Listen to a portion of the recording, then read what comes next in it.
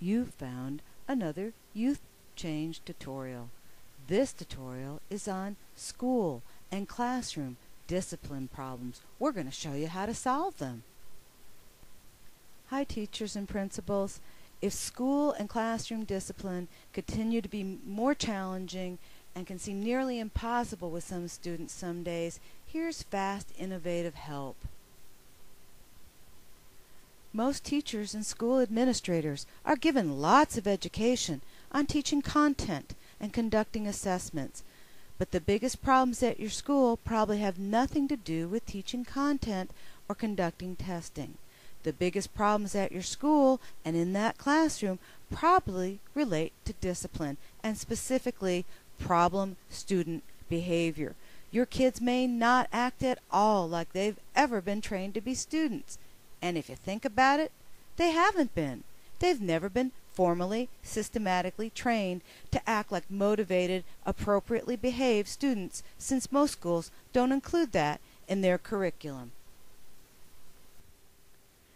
Since most schools don't have any formal game plan at all to train kids how to be students, you may be working with youngsters who don't look, act, or sound like students.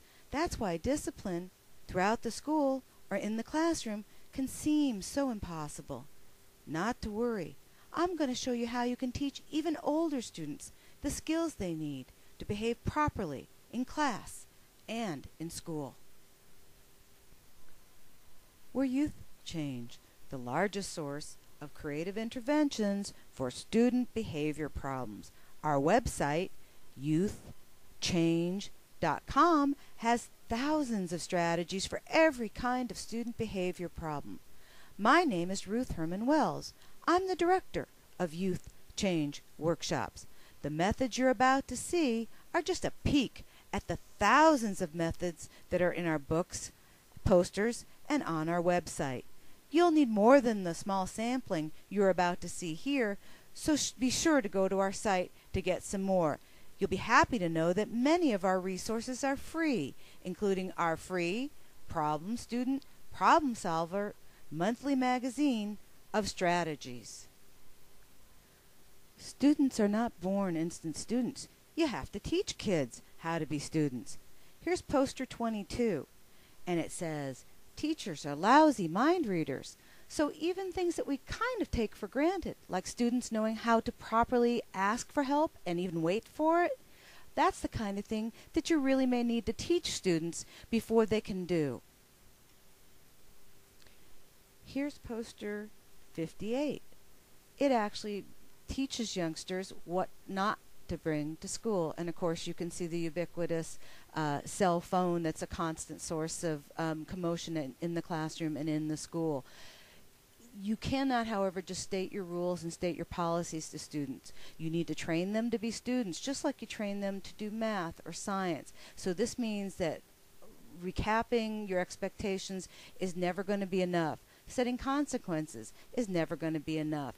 You need to provide instruction to them on how to be students, just in the kind of way you provided instruction to them on how to do arithmetic or science. You're not giving generalities, you're providing specific training. You're looking at a handout from our Temper and Tantrum Tamers book. It's called Can You Really Make a Living with a Temper Like That? The cartoons show some of the ways that kids think they're going to be able to avoid having anger control in the future, and it's their explanation for why they don't have to pull it together in your school or your classroom. What each of these cartoons do is kind of poke holes in that mindset that they're going to be able to go through life with a temper like that. And again, it's not typical to think about anger control as being something that schools have to cover and actually teach. But if you don't want to keep hassling the anger control and the aggression, then it is something you do have to address and you do have to teach. You could use this next intervention to start a discussion, or it could work as a poster or as a handout. It says thinking first works better than thinking second, and you can see the young person sitting outside the principal's office.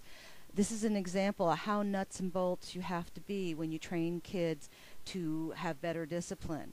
You can't just expect them to magically slow down on the behavior and to begin thinking first and before they're outside the principal's office. That's a skill that you need to teach, just like math and science, and rules and consequences won't compensate for that lack of training kids to meet your expectations.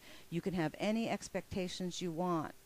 If you don't train your students exactly how to do those expectations, they're not going to be able, in many instances, to meet those expectations. This next intervention is poster 163. And as you can see, it says cap, check. Gown, check. High school diploma, check. Paycheck, check. And the caption, every diploma is worth $329,000 more pay. And that's a fact, that high school grads earn about $329,000 more than students who drop out. Shouldn't your students know that? And don't you think that discipline would be easier if your students were pumped up and motivated because they did see the value of education and they did know the value of school? You'd be dealing with completely different young people. The final intervention is also a motivation builder, because motivation is just that important when it comes to any discussion of school discipline. I know that's different than the theory you probably heard in college, but these are real-world approaches for real-world contemporary kids. And until they're motivated, their behavior is going to reflect their disinterest and their boredom. So this one is called the Dropout Lifestyle. If you prefer a more positive approach, we have companion versions that are called the Graduate Lifestyle and make it a more positive kind of a phrasing. But at any rate, this handout or poster, whichever way you want it, is available on our site. And what it says is, a dropout working one job may be only able to afford 2/3 of a place to live. You can ask your students, what part of the apartment or house would they like to give up? The bathroom, the kitchen, the living room, and you're beginning to show them in concrete terms how incredibly, amazingly valuable school and education are, and how it's going to be their ticket to the new millennium. Don't forget, there's thousands of additional interventions on our website, and you can get a free subscription to our Student Problem Solver magazine while you're there. Youth Change has solutions for all types of student problems, including bullies and gangs, attendance problems, work refusal, truancy, noncompliance, and so much more. We have books, ebooks, posters, workshops, on-site training, and distance learning. If you're a youth professional, like a teacher or counselor or principal or social work, you're welcome to call us at 503-982-4220. Let us show you, working with difficult youth and children doesn't have to be so difficult. We can help.